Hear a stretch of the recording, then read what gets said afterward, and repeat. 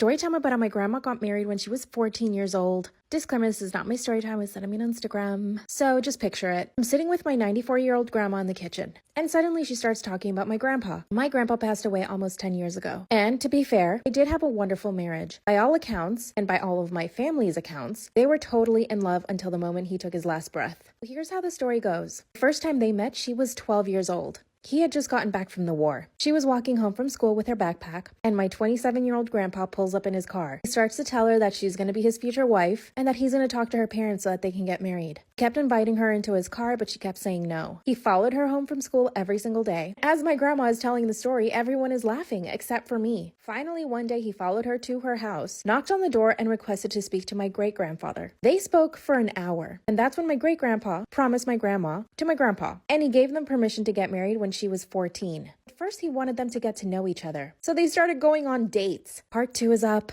Story time about how my grandma married my grandpa when she was 14. Disclaimer, this is not my story time, it's sent me on Instagram. And if you want longer story times, go to my YouTube. This is when my great-grandfather promised my 12-year-old grandma to my 27-year-old grandfather. My great-grandpa thought that it would be best they wait 2 years so that they can get married when she's 14. In the meantime, he suggested that they start going out on dates. Yes, a 12-year-old girl and a 27-year-old man. By the way, as my grandma is telling this story, all of my cousins are laughing at this. I'm trembling in my seat. She explained to us that for those 2 years, my grandfather was on his best behavior, and that essentially they read books together, they walked together by the lake, and he would take her out to see movies. She said at the time it was a big deal. Going to the movies was like a big treat. I guess it made me feel better knowing that he didn't try to do anything to her at the time. Still, it's absolutely disgusting. Finally, the 2 years pass, and at this point, they're totally in love. They get married. Both their families attended this wedding. How did no one in their families think it was inappropriate? Watching a 14-year-old get married to a 29-year-old man? But it gets worse. Part 3 is up.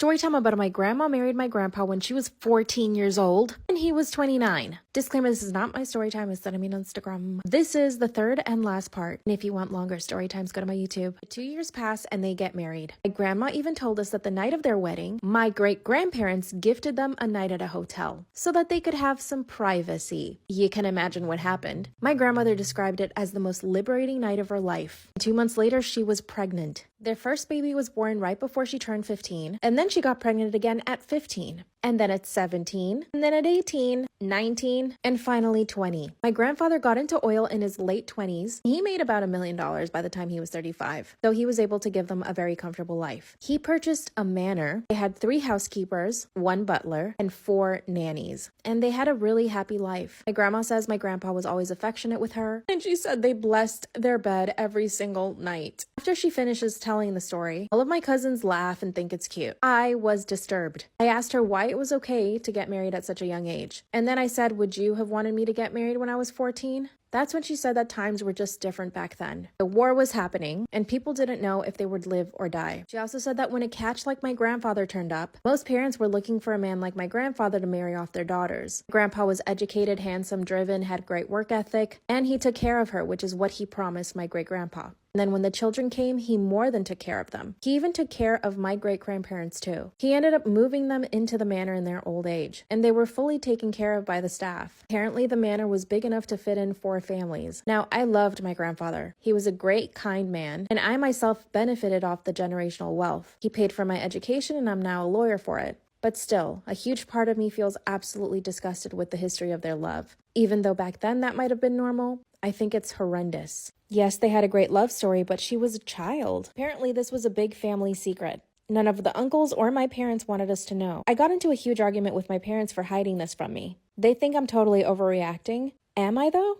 I guess I'll need more therapy. What do you think? Story time about how my best friend and boyfriend slept with each other. So a little background information, I was 16 and in 10th grade. So this whole thing started 2 years ago whenever my crush asked me on a date, and then blah blah blah, we became official. And I decided to introduce him to my best friend Vivian. And we're gonna call my boyfriend Louise. So one day we're all in my room watching a movie, and I went to go and grab some snacks, but I left the door open because I wanted to see what was happening in the movie. And while I'm in the kitchen, I see Louise staring at Vivian.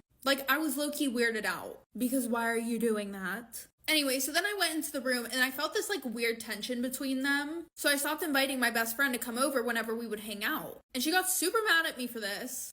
And Vivi and I would always pull pranks on each other. So the one day I call up her boyfriend John and I'm like, oh, we should say that we like each other. So we did, and she didn't care. which maybe she just didn't think the prank was funny, but it was sus. So the next day, I stop over at Vivian's house and she doesn't answer. Like for part 2.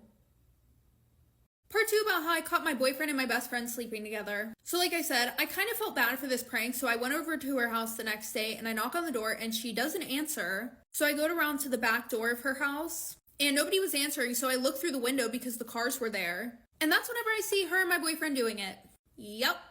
So obviously I was pissed off and I happened to have my boyfriend's house key, so I went to the Dollar Tree and bought like 50 different nail polishes. And as you could probably guess, I went to his house and put nail polish all over his shit. His clothes, his shoes, everything. Even his walls. When I left, I asked John if we could meet and talk, and Wednesday we decided to confront them. And Louise and Vivian said that they had been dating, secretly, behind our backs. Way before me and Louise even started dating. There really is no moral to this story, to be honest. It's just that girls need to start following girl code more and not being fake.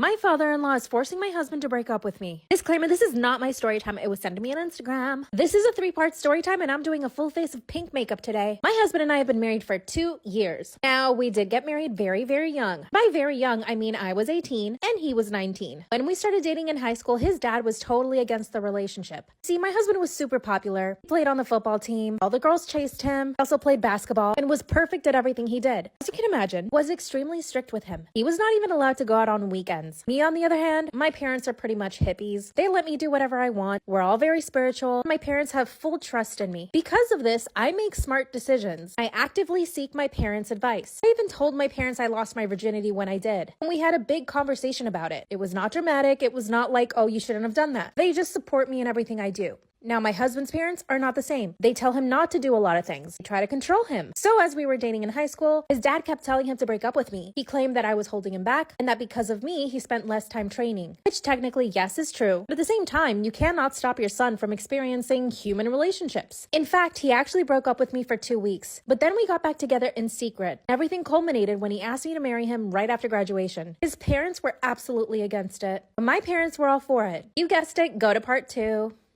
My father-in-law wants my husband to break up with me. Disclaimer, this is not my story time. I was sending me on Instagram. This is a 3-part story time and I'm doing a full face of pink makeup. When he asked me to marry him right out of high school, his parents absolutely freaked. They went to my parents' house and told me off for saying yes. In other words, they were completely blaming me for the whole thing. As if their own son didn't go buy a ring and ask me to marry him. Even did a beautiful proposal, which he had been planning for months. But at this point, his parents didn't even know that we were boyfriend and girlfriend. When they came to my house, his mom, my now mother-in-law, started crying and yelling at me. She told me that I was ruining their family, that I was trying to steal her son, and that all I really cared about was their money. By the way, my parents were middle class, but we were not destitute. His parents are very rich. They own several businesses. But of course, I'm not after their money. That's when they said that if we did end up getting married, I would have to sign a prenup. And I said, yeah, I want to marry him because I'm in love. At this point, his parents knew they couldn't stop us. We were going to get married with or without their approval. But thankfully, his parents came around and let us get married. We had a quaint, small wedding. It was so magical. But his parents wanted him to go to college to play football. In other words, they wanted him to be the next Tom Brady. They made him train for hours, and they didn't even let us live together for the first year we were married. And because they were supporting him, he couldn't say no. They had us on a schedule. Could only see him for about 2 to 3 hours a day. And we were married. 2 years later, he's playing for a football team. But his parents keep thinking that I'm dragging him down. So now they're trying to convince him to leave me. Go to part 3.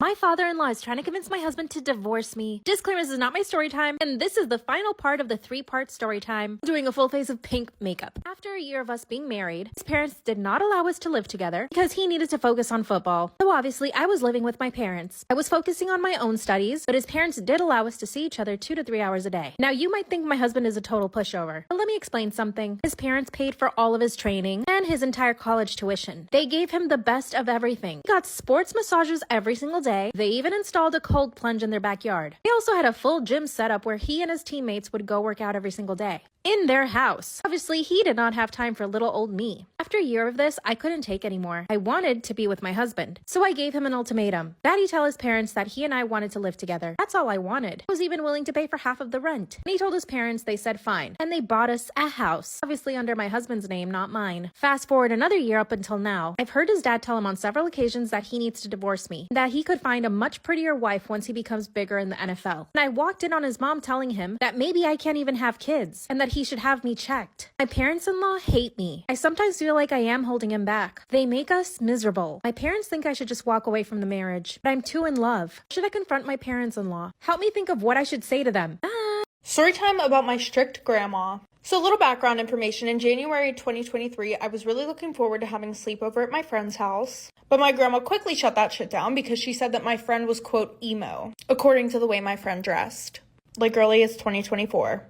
Anyways, I tried to argue with her and say that that doesn't mean that she's a bad influence. But my grandma, stuck in her ways, just wasn't having it. Instead, she said that I was going to be staying the weekend at my aunt's house with my brother and my cousin. So while I was at my aunt's house, I decided to sneak over to my friend Oliver's house. Get your head out of the gutter. It was nothing like that. We both agreed to be strictly friends. Anyway, so I hung out at his house with him and his brother Connor, and we were giving each other's Instagrams a makeover. Now keep this in mind for later. We ended up changing my username to the Beaner 2.0. Oh, and when I said I snuck over Oliver's house, I mean for my grandma. Like, my aunt knew about everything, but my grandma wasn't watching me, so I didn't care to tell her. Fast forward, the weekend's over, my grandma comes to pick us up, and later on that night, she brings up my Instagram username to me. Like for Part 2 about my super strict grandma. So like I said, my grandma brings up my username, the Beaner 2.0, to me later on that night. She started telling me that she was super concerned about the lack of self-respect I had for myself and how I need to start caring more about what other people thought about me. But honestly, I didn't care. I tried explaining that I didn't mind the term Beaner since I'm half Mexican and I've already faced racism before, so to me, it's just a word. After I explained that, I thought that her and I were good because she stopped arguing with me. And then she starts bringing up my Instagram posts. She's like, who are these boys that you were with? Whose house is this? Blah, blah, blah. Because I guess my aunt had told her that I went over a friend's house, but she didn't specify that it was a boy. So my grandma was fine with it. Anyway, so she had a field day with that shit, and the next day she decided to take my phone away because of the consequences of my actions, claiming that this situation was so serious that she had to get the police involved. This whole situation resulted in me being grounded forever, and we had to start attending family therapy sessions after this. Yeah.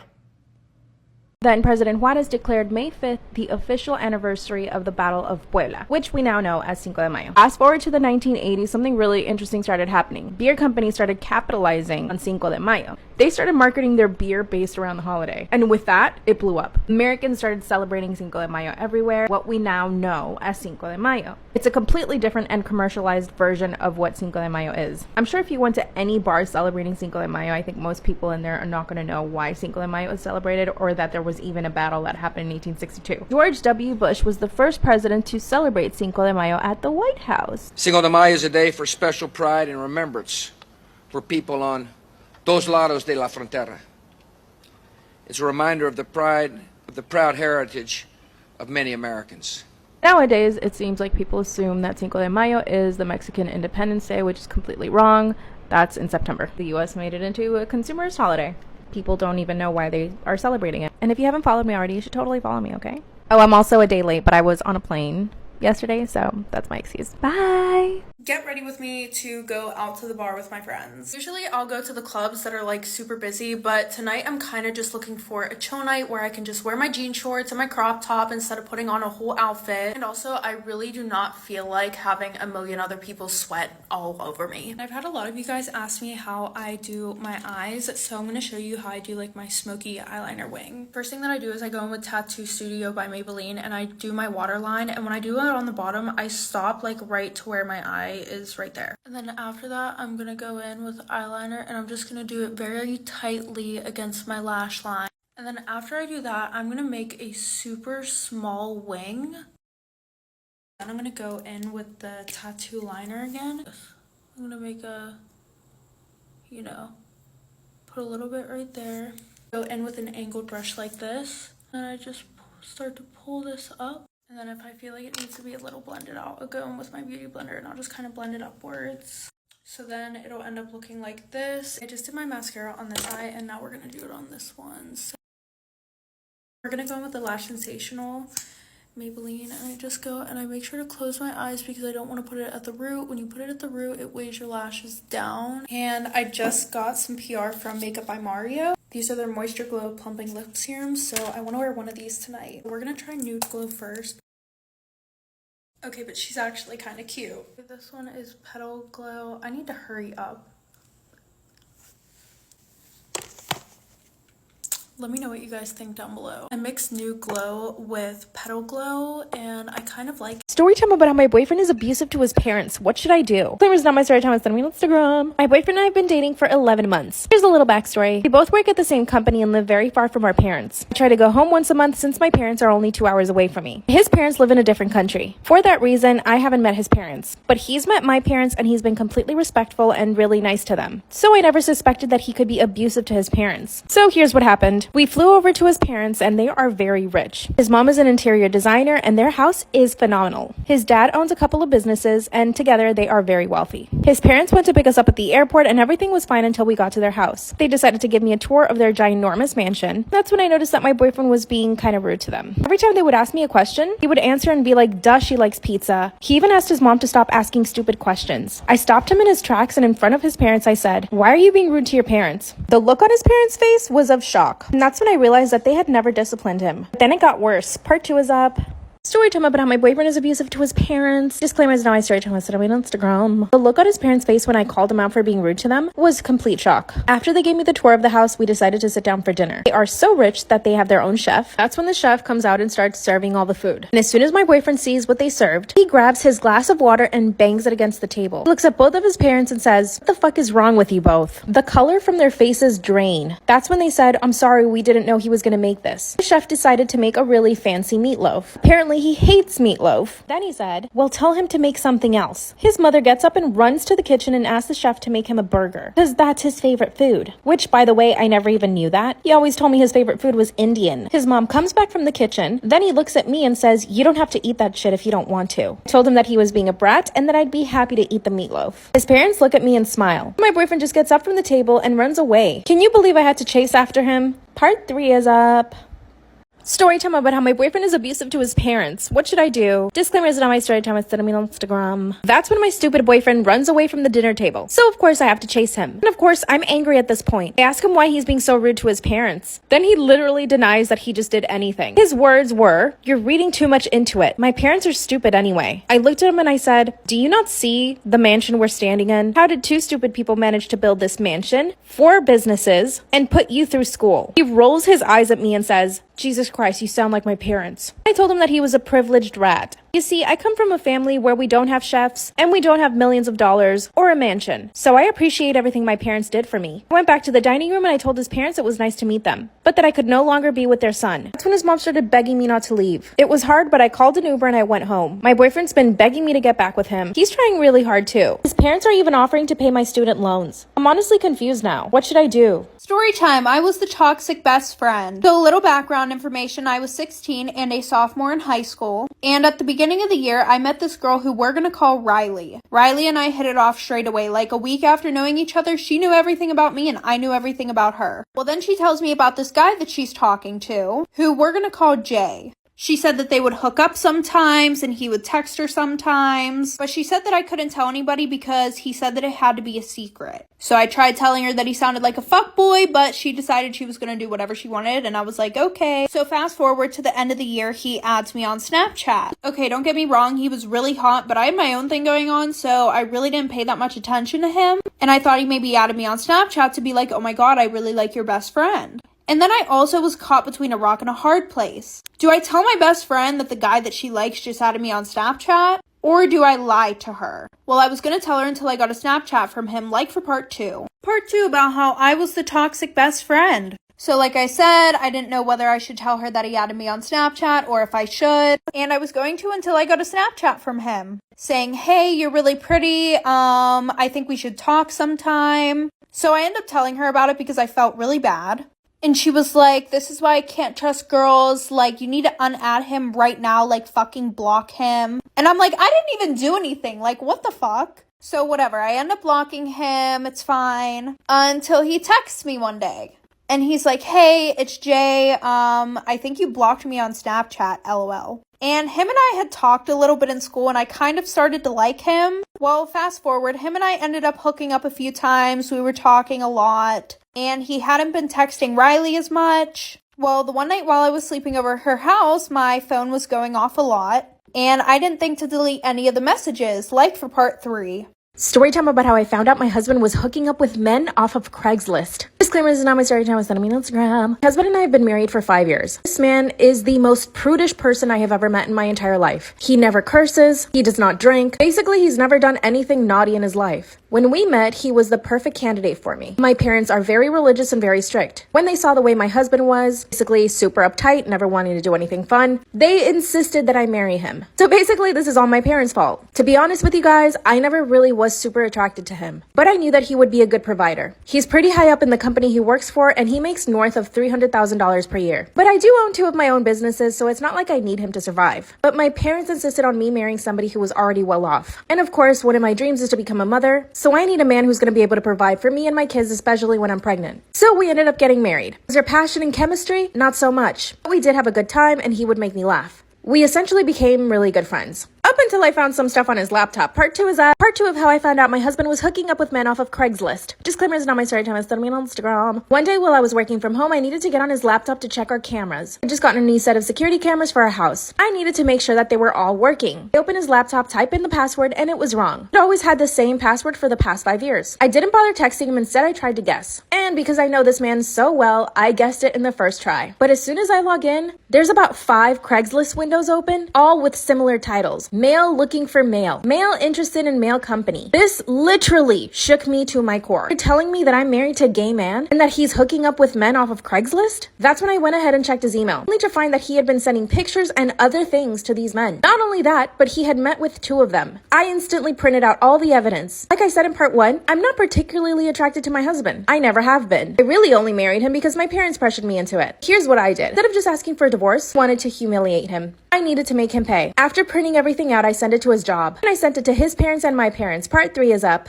That's when I sent videos of my own husband hooking up with other men to his job, my parents, and his parents. At this point, I had been married to a man that I wasn't attracted to for 5 years, only to find out that he was hooking up with other men off of Craigslist. Remember I said in part 1 how prudish my husband was? He always made himself seem like he was the perfect man, like he had never done anything bad in his life. But let me tell you, some of the things I read in those emails, and the pictures, and the video, disgusting. No wonder he put off having kids for so long, and no wonder he made me get on the pill, because he never had the intention of having kids. When everyone received their packages, my husband called me super upset. He said that he had only done it for about a week, and that it was just him experimenting. And he told me that his job put him on suspension. My parents, of course, stopped speaking to him. My mother-in-law calls me on the phone and tells me that she had always known that he was gay. And apparently they insisted on him not marrying me. But he was set on having the perfect wife. The perfect life. We're obviously getting a divorce now, and I'm getting all his money. Or at least I'm gonna try. He's already claiming that I'm obsessed with him, so he wants to get a restraining order. I need to make him suffer even more. How should I do this? Part 4 will be up soon. That's when my brother-in-law started kissing my neck. Then he made his way to my mouth, and we started making out, passionately. I physically couldn't stop myself from kissing him. After we kissed for a minute, we realized we were in the kitchen. Anybody could walk in on us. That's when he grabbed my hand and took me outside by the pool. He took me behind the pool house, and then we just started kissing more. We were back there for like 20 minutes. So my phone rings, and it's my boyfriend, his brother. I push him off, and I run back into the house. For the rest of the night, he just kept staring at me, and I basically just tried to avoid his gaze. We didn't talk about the fact that we kissed at all for like 2 weeks. After the 2 weeks, I found myself alone in their house again. He comes up to me and starts trying to kiss me again, but this time I did have a little more self-control. He did something I never expected. He picked me up straight off the couch, threw me over his shoulder, and took me to his bedroom. Then he started kissing me more. And again, I gave in. I couldn't help myself. It's like I physically can't stop myself from touching him. He kissed on his bed, and then it happened. Yep, we did it. It was amazing and magical, but I instantly felt remorse. Let me clear something up though. I am still very, very attracted to my boyfriend. I mean, if anything, I would have rather done it with him, but there's just something about his brother that I find intoxicating. I instantly felt sick to my stomach. I left his room and went back home. My boyfriend called me and asked me why I wasn't waiting for him at his house. I told him that I didn't feel sick, so he came over and brought me chicken soup. I just did the dirty with his brother and he brought me chicken soup. You can imagine how guilty I felt. 2 weeks later, I wasn't getting my period. So I took a test and it turns out I'm pregnant. And I'm pretty sure it's his brother's. I broke the news to him and his family that I'm pregnant and they're so happy. He proposed to me and we're engaged now. His brother, on the other hand, still tries to kiss me. But he just got a new girlfriend. We'll never tell the truth though. Or should I?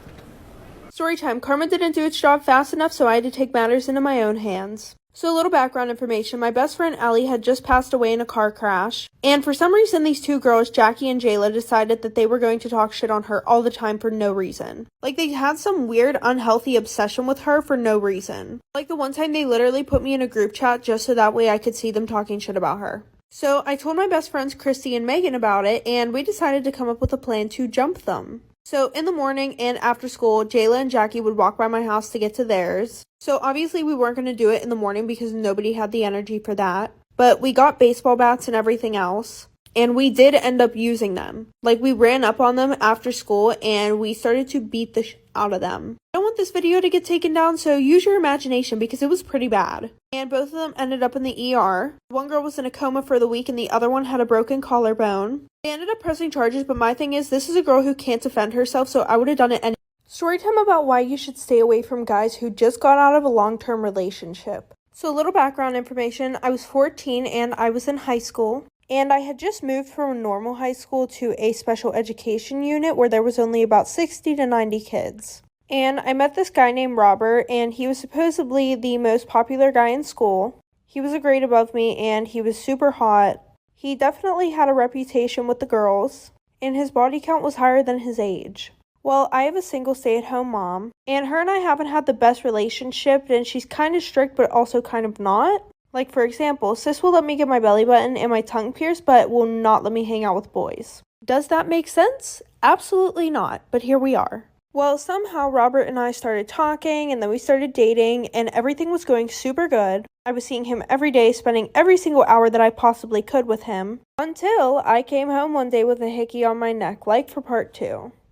Part 2 about why you should stay away from a guy who has just gotten out of a long-term relationship. So like I said, him and I started dating, and the one day I came home with a hickey on my neck. I didn't sleep with him, but him and I were fooling around. But my mom went psychotic. She grounded me. I wasn't allowed to see or speak to Robert ever again. Which was stupid because I'm a 14-year-old girl who's in love with a boy. I'm definitely going to find a way to talk to him. So now this led to me thinking that he was going to get bored and not want to be with me anymore. So finally, 2 months later, my mom was letting up and she let me go out with my friend Lauren. But we ended up just going to Lauren's house so that way Robert could come and see me. And I think I forgot to mention a few red flags. All of my friends told me that Robert had an ex-girlfriend of 4 years that he was absolutely in love with. But that wasn't the worst one. He told me that he was never going to get over his ex and that he was always going to want to be with her. And then he asked me to be his girlfriend 2 days later. And we're going to call her Lucy. Well, I posted a few TikToks and Lucy's best friend Ellie commented on my TikToks, like for part 3. My husband told me he wants a second wife. We are practicing Mormons and my husband believes that he deserves a second wife. When we first got engaged, I told him that the only way I would marry him was if he did not take on more wives. We've been married now for 6 months and he's already begging me to get a second wife. Part of me understands why he wants it, but the other part of me thinks it's just gratuitous. No man needs more than one wife. I met a few single women at church and he's been flirting with them nonstop. One of them in particular has been flirting back. Everyone in our church knows that my husband is not allowed to have another wife. This one girl keeps trying to get into our lives. She basically shows up everywhere we do, and she's always trying to catch his eye when we're at church. I found out a dirty little secret about her. A few years ago, she used to be a stripper. I threatened her to stay away from my husband. If not, I would tell him that she was a stripper. She actually told me that my husband wouldn't believe me and that she was going to marry him anyway. I caught them texting and she was telling him how lonely she is. I told my husband that she was a stripper and he said that he didn't care. That she needed saving? What the heck should I do now? I don't want a second wife. Storytime about why I will never let my sister pet sit for me ever again. So a little background information, I was 18 and it was the summer before my freshman year in college. And it was towards the end of the summer, so I decided that I wanted to take a vacation with a few of my girlfriends before we all went off to the different colleges that we were going to. And I have a lot of pets. I have 4 hamsters, 2 snakes, a tarantula, 2 birds, and 1 fish. So I asked her if she could watch all of them. She said yeah, so I wrote her out a schedule of when they need to be fed. And I wasn't even going to be gone a week, so it would be pretty easy because I already cleaned all their tanks and everything like that. And I wasn't worried at all because I trusted my sister. She had 2 dogs and a cat, so I thought she was going to be fine. I called her the first 2 days. Everything seemed to be going well. And I called her on the 4th day and she didn't answer the phone. So I called my mom, asked her if she could get a hold of her. And my mom said that she spent the 2 days at her boyfriend's house, like for part 2. Part 2 about why I will never let my sister pet sit for me ever again. So like I said, I called my mom asking if she could get a hold of her, and she said that she spent the last 2 days at her boyfriend's house. And the worst part was, my sister was the only one with a key to my apartment. So my sister calls me the next day and she's like, hey, sorry, like I was at my boyfriend's house. And I was like, who fed the animals? And she was like, well, I just put enough in their cages so that way they would be fine for like 3 days. And she was like, don't worry, I'll sleep over there tonight to make sure they're okay. So I'm like having a fucking panic attack right now. Anyways, so fast forward, I get home early in the morning and my sister's sleeping on the couch, but my sister brought over her animals too. So I wake my sister up and I'm like, hey, like, how are all the animals? She's like, oh, they're fine. And then we walk into the kitchen and the fucking bird cage is open, and my birds are missing, and her cats are nowhere to be found. So now I'm freaking the fuck out. So then I go to check on the rest of my animals, like for part 3. Part 3 about why I will never let my sister pet sit for me ever again. So like I said, we walk into the kitchen and the bird cage is open and my birds are nowhere to be found and neither is her cat. So at that point, I run to check on all of my other animals. Thankfully, the snakes were fine, so I go to check on my tarantula and he's missing. So now I grabbed my sister's dogs, locked them in my room, and I went to go check on my hamsters. Yeah, she forgot to feed them the whole week because one of them ate the other one. So at this point, I'm having like a mental fucking breakdown and I'm moving all the furniture in the living room and everything like that. And we lift up the couch and we see her cat bolt out from under the couch. After that, I look under the couch and my bird is literally torn into pieces under the fucking couch. A few days later, she texted me and she was like, hey, like, I feel so bad. Like, let me buy you a new bird and a new tarantula. And to this day, 2 years later, I still don't know what happened.